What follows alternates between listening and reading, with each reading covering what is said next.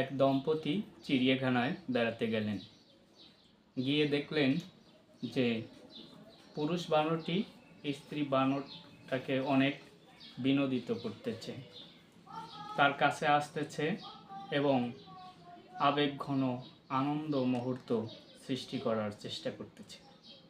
তখন তা দেখে স্ত্রী স্বামীকে বলল, দেখো বানরটি কত আনন্দই না দিচ্ছে, তার স্ত্রীকে খুশি করার জন্য কত কিছুই করতেছে। তখন স্বামী আর তার মুখে কিছু বলল না। কিছু দূর পর গিয়ে আবার এক সিংহ এবং সিংহীর দেখা পেল।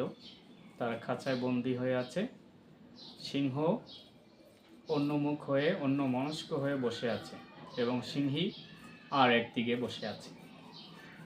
তখন ওই স্ত্রী আবার বলল, দেখো এদের কি ভাগ্যের কি পরিহাস, দুজন দুই কূলে দুইভাবে বসে আছে, দুজনেই উদাসীন হয়ে।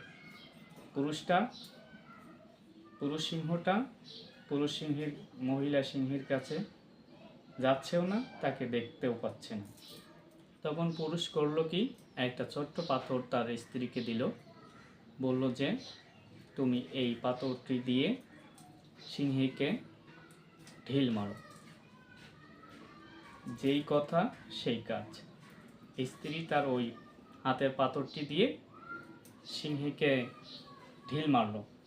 এটা দেখে সিংহ গর্জন করে আসলো এবং তাকে রক্ষা করার জন্য সামনে দাঁড়ালো। তারপর তারা ওখান থেকে আবার বানরের কাছে গেল। বানরের কাছে গিয়ে আবার ওই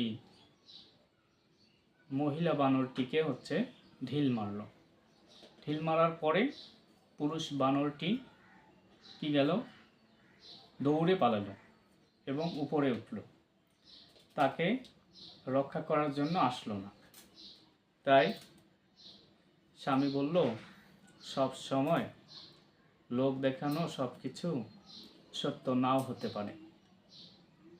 কালকেতু উপাখ্যানে মুকুন্দরাম চক্রবর্তী বলেছিলেন, স্বামী পরম ধন, স্বামী বিনে অন্য জন, কেহ নেই মোক্ষ সুখ দাতা। প্রীতি ভালো, তবে গোপনেই ভালো। প্রীতি নগরে বসতি করিব, প্রীতিতে বাঁধিব ঘর।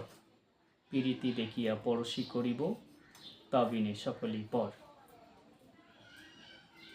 আমরা সবাই ভালোবাসার আবদ্ধ থাকি এবং রিয়েল ভালোবাসায় আবদ্ধ থাকি।